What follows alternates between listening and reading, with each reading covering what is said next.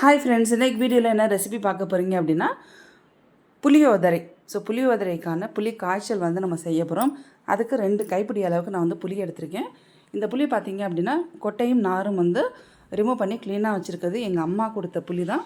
இப்போ நான் செய்யக்கூடிய புளி காய்ச்சல் பார்த்திங்க அப்படின்னா எங்கள் அம்மாவோட ரெசிபின்னே சொல்லலாம். எங்கள் அம்மாக்கிட்டேருந்து கற்றுக்கிட்டது. இந்த புளி காய்ச்சலுக்கு நல்லா புளியை ஊற வச்சுக்கோங்க. குறைஞ்சது ஒரு 10 நிமிஷமாவது ஊறணுச்சு அப்படின்னா நல்லாயிருக்கும். நீங்கள் சுடு தண்ணியில் ஊற வச்சிங்கன்னா 5 நிமிஷத்தில் புளி ஊறிடும். புளி ஊறினதுக்கப்புறம் நல்லா கரைச்சி எடுத்துக்கோங்க. கல் மண்ணெல்லாம் எதுவுமே இல்லாமல் சுத்தமாக கரைச்சி எடுத்துக்கோங்க. கரைச்சி எடுத்தாச்சு. இப்போ நம்ம தாளிச்சிடலாம். தாளிக்கிறதுக்கு முன்னாடி காரத்துக்கு வரமிளகா ஒரு 15 மிளகா எடுத்துருக்கேன். உங்களுக்கு எவ்வளோ காரம் தேவை அதுக்கு மாதிரி எடுத்துக்கோங்க. மசாலாவுக்கு சின்ன ஸ்பூனில் 1 ஸ்பூன் வெந்தயம் எடுத்துருக்கேன். கடாய் சூடானதும் நம்ம மிளகா உடச்சி போட்டு லேசாக வறுத்து எடுத்துக்கலாம். நம்ம எண்ணெயில் டைரெக்டாக ஃப்ரை பண்ணுறதுக்கு முன்னாடி இது மாதிரி நீங்கள் வறுத்து எடுத்துக்கிட்டிங்க அப்படின்னா புளியோதரைக்கு சூப்பராக இருக்கும். அடுத்து வெந்தயத்தை நீங்கள் லேசாக சூடு பண்ணி எடுத்துக்கோங்க. வெந்தயம் சூடானதும் நீங்கள் உங்கள்கிட்ட பெருங்காய கட்டி இருந்தது அப்படின்னா கொஞ்சமாக எண்ணெய் விட்டு பெருங்காயத்தை வறுத்து எடுத்துகிட்டு அது ஆறுனதும் லேசாக தட்டிட்டு வெந்தயத்தையும் பெருங்காய கட்டியும் அரைச்சிட்டு நீங்கள் பொடி எடுத்து வச்சுக்கோங்க. என்கிட்ட பெருங்காயம் இல்லை, அதனால் இதில் நான் அதை செய்யலை. பெருங்காயத்தூள் தான் டைரெக்டாக சேர்க்க போகிறேன். கடாய் காஞ்சி இருக்கிறதுனால நம்ம எண்ணெயை சேர்த்துக்கலாம். என்கிட்ட சமையல் எண்ணெய் தான் இருந்தது, அதனால் நான் அதையே சேர்த்துக்கிட்டேன். உங்கள்கிட்ட நல்லெண்ணெய் இருந்ததுன்னா நல்லெண்ணெயில் செய்யுங்க. 100லேருந்து 150 எண்ணெய் காஞ்சதுக்கப்புறம் கடுகு தாராளமாக போட்டுக்கோங்க. ஒரு 2-3 ஸ்பூன் கடலைப்பருப்பு போட்டுட்டு லோ ஃப்ளேமில் வச்சுடுங்க. அடுத்து நிலக்கடலை வறுத்து தோல் உரித்த நிலக்கடலை கொஞ்சம், அடுத்து நம்ம வறுத்த மிளகா இதை சேர்த்துக்கோங்க. லோ ஃப்ளேமில் வச்சு இது எல்லாத்தையும் நல்லா ஒன்றா மிக்ஸ் பண்ணிக்கோங்க. ஏன்னா எந்த இதுவுமே நமக்கு கருகிடக்கூடாது. கடுகு மட்டும் பொரிஞ்சால் போதும் நமக்கு. மீதி எல்லாமே லோ ஃப்ளேமில் வச்சு நம்ம செஞ்சிடணும். வெந்தயத்தை நம்ம அரைச்சாச்சு ஃப்ரெண்ட்ஸ். நான் சொன்ன மாதிரி பெருங்காயமும் வெந்தயமும் உங்கள்கிட்ட இருந்ததுன்னா ஒன்றாவே அரைச்சி எடுத்துக்கோங்க. இந்த மாதிரி அரைச்சி எடுத்துக்கோங்க. இப்போ அரைச்ச வெந்தயத்தூளை இதில் சேர்த்துக்கலாம். அடுத்தது பெருங்காயத்தூள் நான் சின்ன ஸ்பூனில் 1 ஸ்பூன் அளவுக்கு நான் சேர்த்துருக்கேன். எல்லாமே கைப்பக்குவத்தில் தான் நான் எடுத்திருக்கேன். அடுத்து டேஸ்ட்டுக்கு தகுந்த மாதிரி உப்பு நான் பார்த்திங்கன்னா 1 ஸ்பூன் அளவுக்கு உப்பு சேர்த்துருக்கேன். ஏன்னா நம்ம சாதம் செய்யும்போது நமக்கு உப்பு அதிலே இருக்கும். நம்ம மிக்ஸ் பண்ணதுக்கப்புறம் கம்மியாக இருந்ததுன்னா நம்ம எக்ஸ்ட்ரா கூட உப்பு சேர்த்துக்கலாம். அடுத்து மஞ்சத்தூள் போட்டு எல்லாம் மிக்ஸ் பண்ணிவிட்டு கருவேப்பிலை நல்லா வாஷ் பண்ணி தண்ணி இல்லாமல் வச்சுக்கிட்டேன். அதே நம்ம சேர்த்து நல்லா எண்ணெயில் பொரிச்சாச்சு. எண்ணெயில் பொரிஞ்சதும் நம்ம கரைச்சி வச்சுருக்க புளி கரைசலை இதில் சேர்த்துக்கலாம். அவ்வளோதான் ஃப்ரெண்ட்ஸ், நமக்கு எல்லாமே சேர்த்தாச்சு. இப்போ இது நல்லா கொதித்து வரணும். கொதித்து எண்ணெயெல்லாம் பிரிஞ்சு வரணும். அப்படி வந்துருச்சு அப்படின்னா நமக்கு புளி காய்ச்சல் ரெடி ஆயிடுச்சு. நமக்கு இன்ஸ்டண்ட்டாக சாதம் அடித்து இந்த புளி காய்ச்சலை அதில் மிக்ஸ் பண்ணி சாப்பிட்டோம் அப்படின்னா அல்டிமேட்டாக இருக்கும்.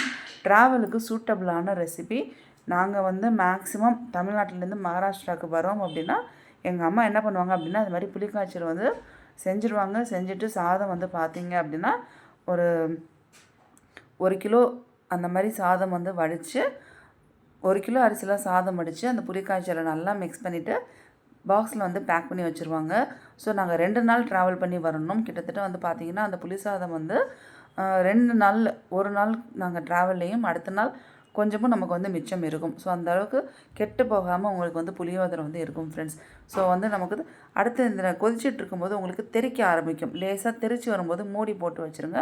இப்போ நான் அதை தான் மூடி எடுத்தது இங்கே பார்த்துருக்கலாம். மூடியில் எவ்வளோ ஒட்டியிருக்குதுன்னு. தெறிக்க ஆரம்பிச்சிருச்சு அப்படின்னா கேஸை லோ ஃப்ளேமில் வச்சுருங்க. அது வரைக்கும் ஃபுல் ஃப்ளேமில் வச்சு நீங்கள் டக்குன்னு முடிச்சிடலாம். அது நல்லா குறைஞ்சி வந்துக்கிட்டு இருக்குது பார்த்தீங்களா. இந்த அளவுக்கு எண்ணெய் பிரிஞ்சு வந்திருக்கு தெரியுதா. நம்ம ஊற்றின எண்ணெயெல்லாம் நமக்கு பிரிஞ்சு வர ஆரம்பிச்சிருச்சு. இது கரெக்டான பக்குவம் நமக்கு ஆஃப் பண்ணுறதுக்கு. இந்த ஸ்டேஜில் நீங்கள் ஆஃப் பண்ணிவிடுங்க. ஆஃப் பண்ணிவிட்டு நல்லா ஆறுனதுக்கப்புறம் கண்ணாடி பாட்டில் இல்லை உங்கள்கிட்ட எந்த மாதிரி கண்டெய்னர் இருக்குதோ அது மாதிரி வச்சுக்கோங்க. பட் ஆனால் அலுமினியம் பாத்திரத்தில் எந்த ஒரு புளிப்பு ஐட்டத்தையும் ஸ்டோர் பண்ணாதீங்க. அது ரொம்ப நாளைக்கு நல்லா இருக்காது. அந்த பாத்திரத்தில் அந்த புளிப்புத்தன்மை அரிச்சு எடுக்க ஆரம்பிச்சிடும். இப்போ நான் என்ன பண்ண போகிறேன் அப்படின்னா ஸ்டவ் ஆஃப் பண்ணி கீழே இறக்கிட்டேன். சூடாக தான் இருக்குது. நான் பாக்ஸில் ஸ்டோர் பண்ணுறதுக்கு முன்னாடி ஒரு பாத்திரத்தில் நான் எடுத்து வச்சுக்க போகிறேன். இது மாதிரி ஒரு சில்வர் பாத்திரத்தில் நான் எடுத்து வைக்கிறேன். இதை நீங்கள் 1 மாதம் வரைக்கும் வச்சு தாராளமாக சாப்பிட்லாம். கைப்படாமல் பார்த்துக்கணும். தண்ணி ஈரம் எதுவுமே படாமல் பார்த்துக்கிட்டிங்கன்னா தாராளமாக 1 மாதம் வரைக்கும் வச்சு சாப்பிட்லாம். சப்போஸ் நீங்கள் யூஸ் பண்ணாமல் இருக்கீங்க அப்படின்னா அப்பப்போ கிளறி விட்டுக்கோங்க ஃப்ரெண்ட்ஸ். நம்ம அப்போ தான் நமக்கு எந்த ஒரு ஐட்டமாக இருந்தாலும் நமக்கு நல்லாயிருக்கும். அதுதான் ப்ரிசர்வேட்டிவ் இல்லாமல் நம்ம செய்கிறது. எந்த ஒரு ப்ரிசர்வேட்டிவும் இல்லாமல் செய்கிறது. இப்போ அந்த கடாயில் ஒட்டியிருக்க எல்லா புளி காய்ச்சலை நம்ம சாதம் போட்டு எல்லாமே மிக்ஸ் பண்ணிக்கலாம். சுடு சாதம் ஆற வச்சது நீங்கள் வந்து சூடாக சாதம் வடித்ததும் ஒரு தாம்பளத்துலேயோ தட்டிலேயே கொட்டி நல்லா ஆற வச்சிட்டிங்கன்னா நல்லா உதிரி உதிரியாக வந்துடும். ஸோ இது வந்து நான் டைரெக்டாக குக்கர்லேருந்து எடுத்து போட்டு அந்த கடாயில் மிக்ஸ் பண்ணேன். அந்த ஒட்டி இருக்கிறது ஃபுல்லாக பார்த்தீங்களா, இந்த அளவுக்கு வந்து அந்த கடாயிலேயே வந்து எண்ணெய் மசாலா எல்லாம் இந்த அளவுக்கு ஒட்டியிருக்கு. ஸோ இன்னும் கொஞ்சம் நான் சாதம் எக்ஸ்ட்ரா போட்டு இன்னும் கொஞ்சம் அந்த மசாலா அந்த புளி காய்ச்சலை வந்து கொஞ்சம் எல்லாமே கலந்து கடலைப்பருப்பு கருவேப்பிலை எல்லாம் சேர்ந்து வர மாதிரி, ஏன்னா கடாயில் வந்து அதெல்லாம் எதுவுமே இல்லை இல்லையா, ஸோ அதுவும் சேர்ந்து வர மாதிரி கொஞ்சம் எடுத்து போட்டு மிக்ஸ் பண்ணியாச்சு. இங்கே பாருங்கள், சூப்பரான புளி சாதம் உங்களுக்கு ரெடி ஆயிடுச்சு. இந்த ரெசிபி பிடிச்சா மறக்காமல் லைக் பண்ணுங்கள், கமெண்ட் பண்ணுங்கள், ஷேர் பண்ணுங்கள், சப்ஸ்கிரைப் பண்ணுங்கள், பக்கத்தில் இருக்க பெல் பட்டனை ப்ரெஸ் பண்ணுங்கள். அப்போ தான் நான் போடுற வீடியோஸ் நீங்கள் உடனே பார்க்கலாம்.